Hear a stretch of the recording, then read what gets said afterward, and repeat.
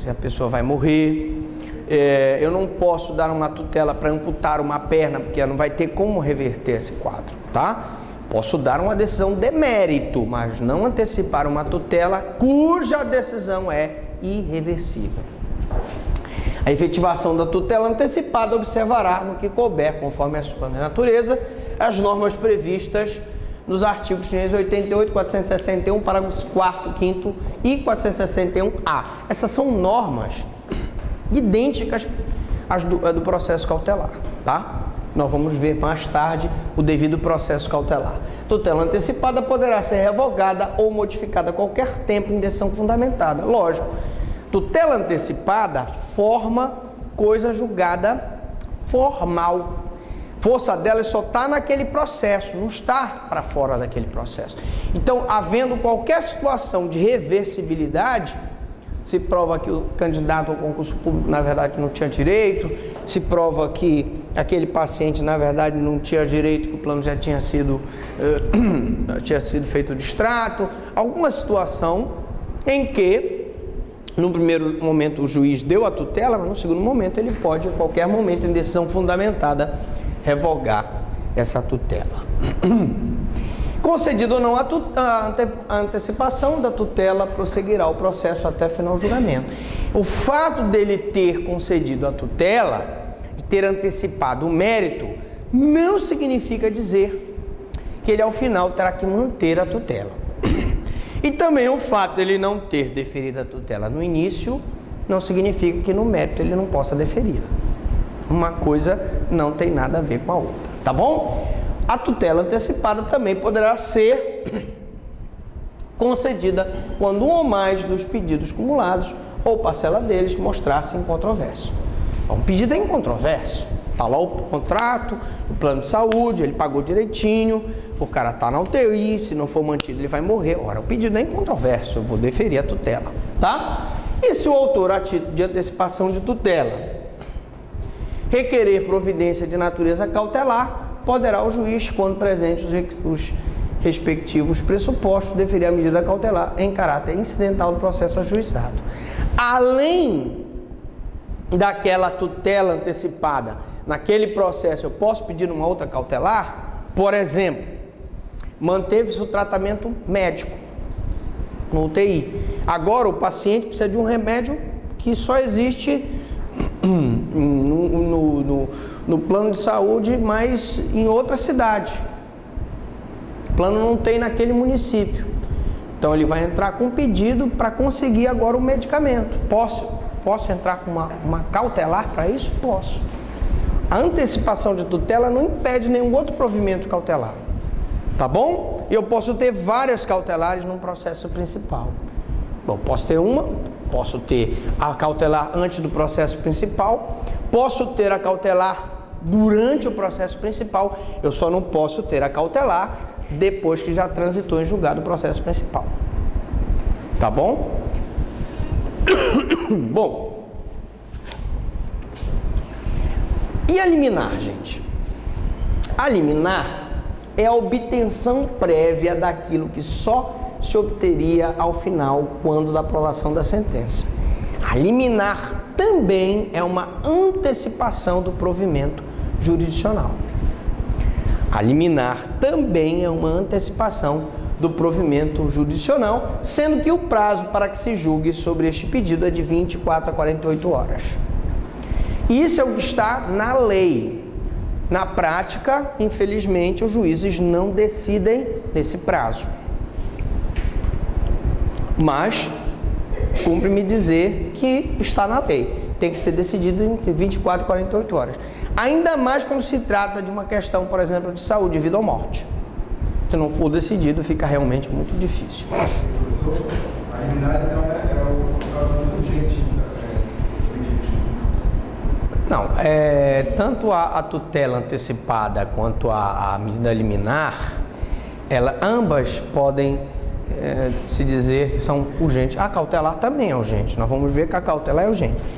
Com a seguinte situação, que a tutela antecipada, ela não pode, de maneira nenhuma, ser deferida se for uma situação de irreversibilidade.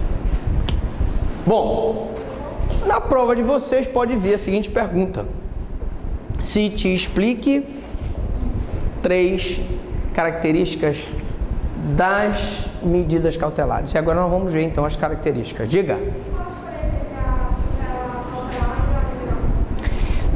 Na verdade, a tutela cautelar respeita aqueles requisitos do Código de Processo Civil específicos para ela que nós acabamos de ver. E a liminar, ela mais está relacionada ao periculum in mora, fumus bonius e aos requisitos genéricos, que é a possibilidade jurídica do pedido, interesse de agir e interesse, legitimidade de parte, tá? Antecipação de tutela, requisitos estão previstos, são específicos dela. Liminar e qualquer medida cautelar genérica ou específica, ela tem que respeitar os requisitos genéricos e específicos. Bom, características do processo cautelar. Primeira característica é a autonomia. O processo cautelar é autônomo, tendo em vista que o mesmo tem fins próprios a serem seguidos, que são realizados e independem do sucesso ou não da ação principal a que a cautelar visa servir. A medida cautelar, ela independe da ação principal. O fato do juiz, num primeiro momento, ter deferido a indisponibilidade de bens ou o sequestro de bens em favor da cônjuge virago, não impede que no processo principal ele decida em favor do cônjuge varão.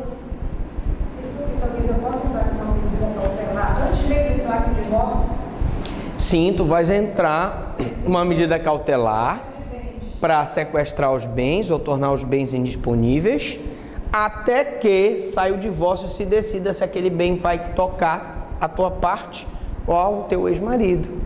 O que eu quero te dizer é que o fato do juiz deferir no primeiro momento a cautelar em favor de A ou B não significa dizer que no mérito ele vai decidir a favor da mesma pessoa, tá? Porque um dos requisitos da medida cautelar é autonomia, gente. Tem que ter autonomia, tá bom? Então ela independe do sucesso ou não da ação principal a que a cautelar visa servir, porque a cautelar está servindo, ela está servindo de instrumento, né? A outra característica é a instrumentalidade. O processo cautelar é o meio pelo qual se procura assegurar o bom resultado do processo principal, que por sua vez é a forma para se obter a tutela. Como eu digo um instrumento? Ora, se eu tenho um divórcio, uma medida cautelar de alimentos provisionais, ele vai ali servir de instrumento para quê? Para que aquela criança não fique privada dos bens necessários à sua subsistência. Se eu defiro uma cautelar de sequestro ou de indisponibilidade de bens, eu estou usando como um instrumento necessário para a manutenção daquele bem, já que no final aquele bem vai ser decidido se vai ficar com A ou com B. Se eu...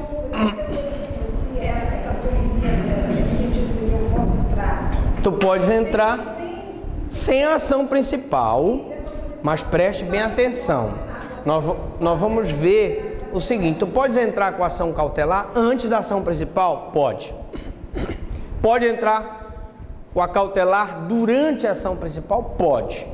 Tu só não pode entrar com a cautelar depois de decidir a ação principal, desde que a ação principal já resolva o problema e não seja mais necessária cautelar, tá? Porque eu posso ter uma cautelar numa execução de uma ação principal e posso, evidentemente, ter uma cautelar no processo de conhecimento. Agora, se tu entrares com a cautelar antes da ação principal, obrigatoriamente, no prazo de 30 dias, tu deverás entrar com a ação principal. Porque a medida cautelar, se tu entras como forma preparatória da ação principal, obrigatoriamente tu tens que entrar com uma ação principal posteriormente, senão ela perde o efeito. Nós vamos ver isso em outra aula mais adiante. Mas por hora vamos falar da instrumentalidade. Então, a cautelar, ela é um instrumento para o sucesso do processo principal. Como também outra característica é a urgência, né? Falamos já da urgência. Ocorre quando há situação de perigo que gere ameaça ao direito, tá certo?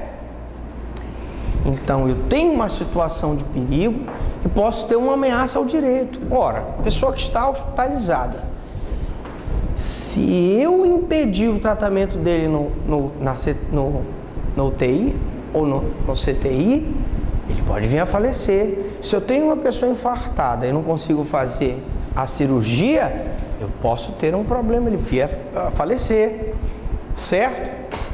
Eu tenho um grupo de sem-terra na porta de uma fazenda. Se eu não conceder o interdito proibitório ou a manutenção de posse ou de acordo com a situação, uma reintegração de posse, os sem-terras podem invadir aquela fazenda, podem destruir a plantação, pode destruir a casa, pode destruir os bens móveis e imóveis.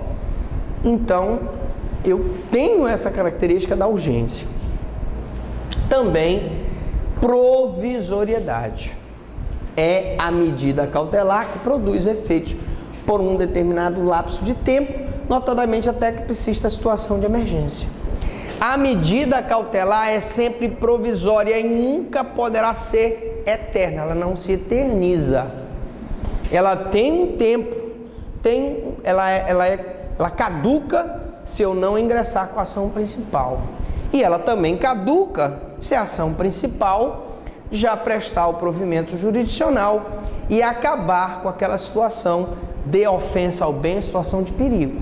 Cessou a situação de perigo, cessou aquela situação de urgência, cessou aquela situação de ofensa ao bem jurídico, cessa também a necessidade da cautelar, já que a cautelar tem esse objetivo de resguardar o bem da lesão.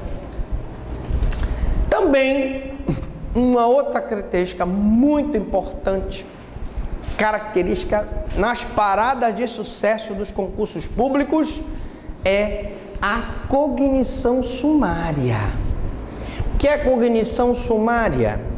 Cognição sumária é a análise superficial da lide e de seus elementos, baseado na verossimilhança, juízo de probabilidade. Significa dizer que no processo cautelar, a análise é superficial. A análise mais aprofundada deve ser feita, em regra, no processo principal. Processo cautelar, é preciso você instruir, é preciso você provar o documento. Claro, a petição da cautelar, ela requer o preenchimento do artigo 282 do Código de Processo Civil, que é endereçado ao juiz, requerente, requerido, nome da ação, fatos, fundamentos jurídicos do pedido, valor da causa, testemunha, rol de testemunha, mas eu preciso provar aquilo que eu estou falando nos fatos. Se eu não provar, eu não estou falando em análise superficial da lide. E essa análise superficial, claro, eu tenho que provar através de documentos, embora a análise seja superficial. Revogabilidade. Se a medida cautelar não se sustentar, será modificada ou revogada e persistirão enquanto perdurarem as condições que ensejaram sua concessão. Quando for necessário, mantém-se a cautelar. Mantém-se a tutela antecipada. Desnecessário ela, revoga-se, porque um dos requisitos dela é a revogabilidade, né? E da revogabilidade, eu trago uma outra característica da cautelar, que é a inexistência de coisa julgada material.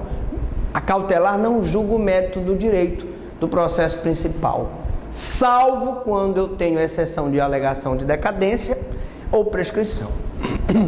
Vamos dar uma explicação aqui para quem não se lembra, quando nós falamos na aula de questões e processos incidentes, em que nós conversamos sobre a questão da coisa julgada material e coisa julgada formal. Ora, a coisa julgada material é aquela cujo efeito ele se dá naquele processo e para fora daquele processo.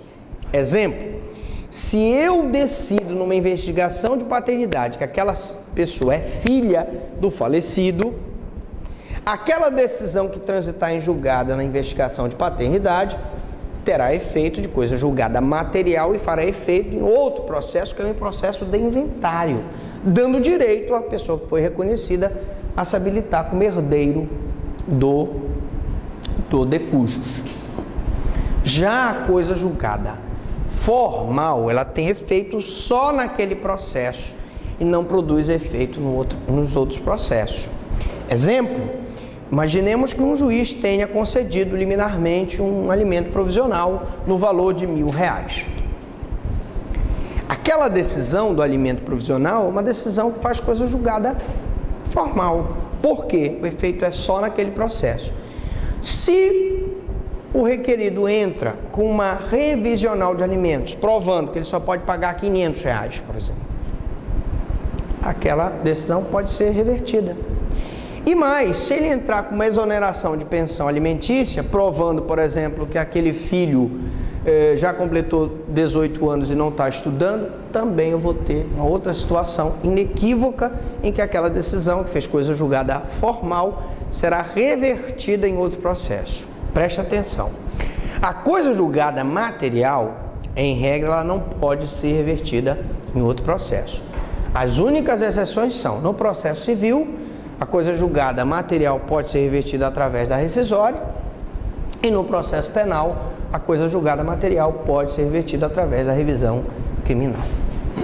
Bom, alright boys, fungibilidade. Não acabam mais essas características?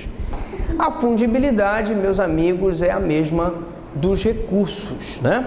Vocês aprenderam no recurso que a fungibilidade é aceita desde que não haja erro grosseiro e má-fé e que um recurso seja interposto pelo outro no prazo legal. Mesma situação aqui, a fungibilidade é a possibilidade de concessão da cautelar mais adequada para proteger o direito da parte, ainda que não seja a medida que foi postulada, visando resguardar a efetividade do processo. Imaginemos, por exemplo, que numa ação de divórcio, a mulher entra com um pedido de arresto, e na verdade é sequestro. Ou ela entra com um pedido qualquer, cautelar, e na verdade uma indisponibilidade de bens. O juiz pode receber a petição, ela foi dada a entrada errada, mas a fungibilidade permite que ele receba uma medida pela outra, desde que seja para resguardar a efetividade do processo. Bom, estamos chegando ao final dessa nossa aula e agora rapidamente vamos entrar na parte de procedimento aplicável de modo geral aos cautelares. Quando eu digo procedimento aplicável de modo geral aos cautelares, eu estou falando daquele procedimento genérico. Evidentemente que eu terei cautelares que terão procedimentos específicos, tá bom? Beleza pura? Então aqui eu vou falar do procedimento genérico da cautelar. Vamos lá. As medidas cautelares são requeridas em petição ao juiz da causa. Essa petição, como eu disse, ela respeita o requisito do artigo 282 do Código de Processo Civil. Endereçado ao juiz competente, o requerente com a qualificação completa, o nome da ação, o requerido com a qualificação completa, os fatos, fundamentos jurídicos do pedido, né? O valor da causa, rol de testemunhas. Esses requisitos estão arrolados lá. Ela respeita esses requisitos. Quando incidentes, né? E quando preparatórias ao juiz competente para conhecer da ação principal que deva ser proposta. Como eu te disse ainda há pouco, se tu entras com uma cautelar preparatória e é uma cautelar de sequestro para resguardar um bem, tu sabes que vai ser objeto do divórcio, tu não vais entrar, por exemplo, na vara de fazenda pública, quando tu sabes que aquela cautelar de sequestro tem que ser ingressada no juízo de família, que é o competente para julgar essa questão do divórcio. Então tu tens que se atentar para isso. Quando você ingressa com uma ação cautelar preparatória, a ação cautelar preparatória, é competente o juiz que tem competência para julgar a ação principal, tá bom? Passo número 1. Depois, a petição deve ser sempre autuada em separado. Quando se tratar de medida preparatória, será também distribuída, e se for incidente, o processamento da medida se fará em apenso aos autos principais. Então, é como se aqui eu tivesse um processo cautelar e aqui eu tenho o processo principal e a medida cautelar fica nos autos em apenso ao processo principal. O processo principal, a cautelar, eles ficam grudadinhos um no outro. É assim que deve ser. É isso que a lei diz. Então, se o processamento, se ela for distribuída, se for incidente, já tiver o processo principal, o processamento da medida se fará em apenso aos autos principais. Requerida a medida, então eu requeri a medida cautelar, eu tenho que pedir a citação do requerido na petição inicial, e esse requerido será citado para, em 5 dias, atenção, contestação no processo cautelar. 5 dias, ele tem que apresentar contestação, indicando desde logo as provas a serem produzidas, vai juntar os documentos da sua pretensão resistida. Este prazo começará a ser contado a partir da juntada da citação aos autos. Então, o oficial de justiça faz a citação dele e, a partir do momento que é juntado aos autos, ou é feito através de AR a partir do momento que é juntado aos autos, ou feito através de precatório a partir do momento que é juntado aos autos, é que começa a contar o prazo de 5 dias para a contestação. Lembrando aos senhores que, se ele for citado regularmente e não apresentar a contestação, o que acontece? Ele revelia e confissão sobre a matéria de fato. Serão presumidos verdadeiros todos os fatos alegados, porque em processo civil há a verdade formal. São bens disponíveis e a presunção da verdade pode ser aceita se não houver contestação, tendo havido a regularidade da citação. Coisa que não acontece no processo penal, em que eu invoco a verdade material e eu não posso presumir os fatos, porque trata-se de direito indisponível, já que se trata do direito de liberdade do acusado. Bom, e aí eu tenho, depois de devidamente cumprido, quando a medida tiver sido concedida liminarmente ou após a justificação, o prazo para a contestação será contado depois de sua execução. Se a medida, na hora que ele entrou, foi deferida, a partir do momento que ele cumpriu a medida liminar, eu tenho prazo de 5 dias para a contestação. E, evidentemente, contestado o pedido, o juiz designa audiência de instrução e julgamento, se houver a prova a ser produzida. Claro, naquelas situações em que há necessidade de produção de prova. Por exemplo, imaginemos que é um caso de uma ação principal de uso capião, eu tenho várias cautelares, tornando aquele bem disponível até que seja decidido quem é realmente o proprietário. Bom, nesse passo, eu tenho que chamar testemunhas, eu tenho que comprovar o lapso temporal, eu tenho que comprovar o justo título, eu tenho que provar a boa-fé, etc. E isso vai depender de prova testemunhal. Ao passo que, se a questão for eminentemente de direito, não vou necessitar a produção de provas. Nesse caso contrário, ele vai decidir em 5 dias, porque eu não necessito provar, já que a questão é eminentemente de direito. Na próxima aula, nós veremos processo cautelar, parte 2. Pergunto para vocês, alguma dúvida, alguma pergunta?